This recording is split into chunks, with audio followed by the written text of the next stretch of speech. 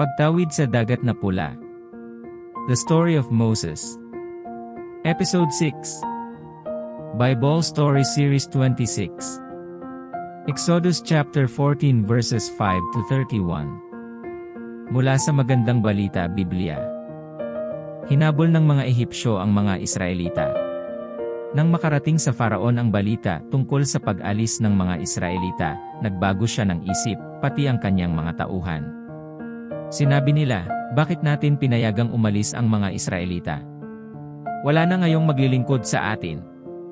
Ipinahanda ng Faraon ang kanyang mga karwaheng pandigma at ang kanyang mga kawal. Ang dala niya ay 600 pangunahing karwaheng pandigma, kasama rin ang lahat ng karwahe sa buong Ehipto, bawat isa ay may sakay na punong kawal. Pinagmatigas ni Yahweh ang Faraon at hinabol nito ang mga Israelita na nooy buong pagtitiwalang naglalakbay. Hinabol nga sila ng mga Ehipsyo, ng mga kawal ng Faraon, sakay ng kanilang karwahe.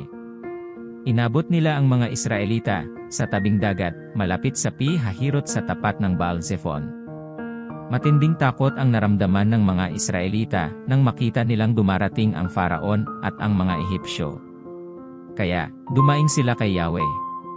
Sinabi nila kay Moises, wala na bang mapaglilibingan sa amin sa Ehipto, kaya mo kami dinala sa ilang para dito mamatay. Inilabas mo nga kami sa Ehipto, ngunit tingnan mo ang nangyari. Hindi ba't bago tayo umalis, sinabi na namin sa iyo na ganito nga ang aming sasapitin.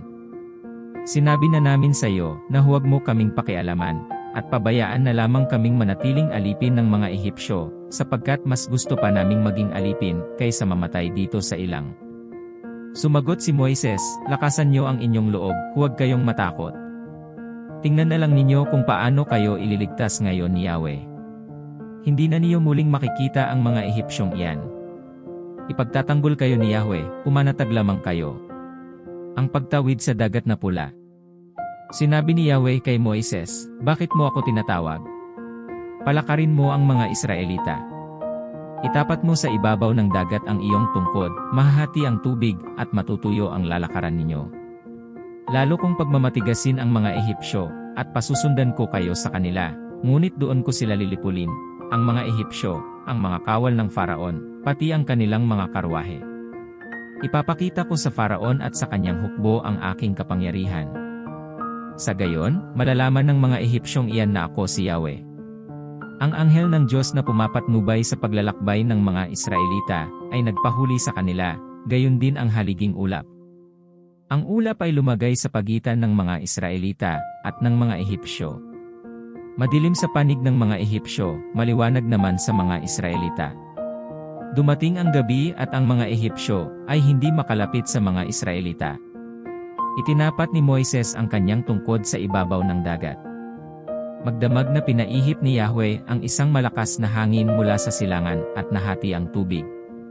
Ang mga Israelita ay tumawid sa dagat na ang nilakaray tuyong lupa sa pagitan ng tubig na parang pader. Hinabol sila ng mga Ehipsyo hanggang sa dagat.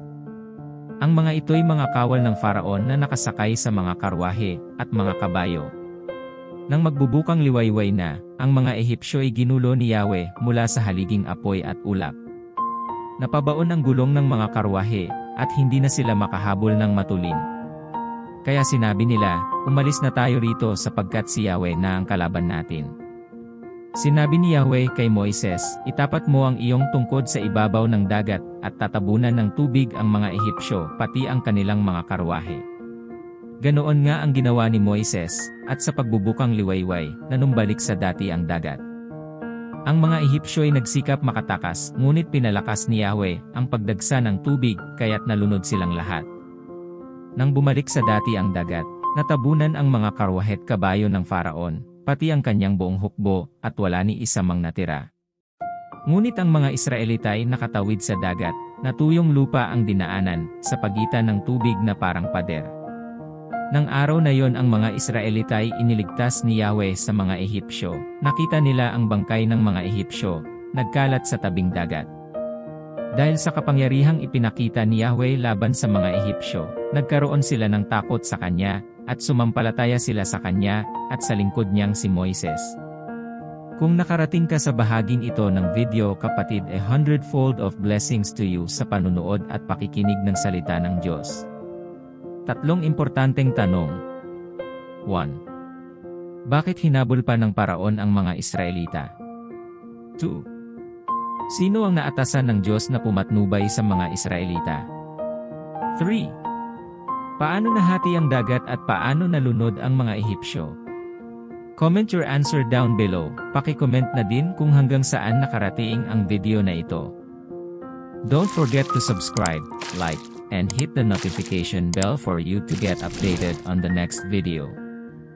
Thank you for watching and hearing the Word of God. Stay blessed and stay connected in the presence of the Lord.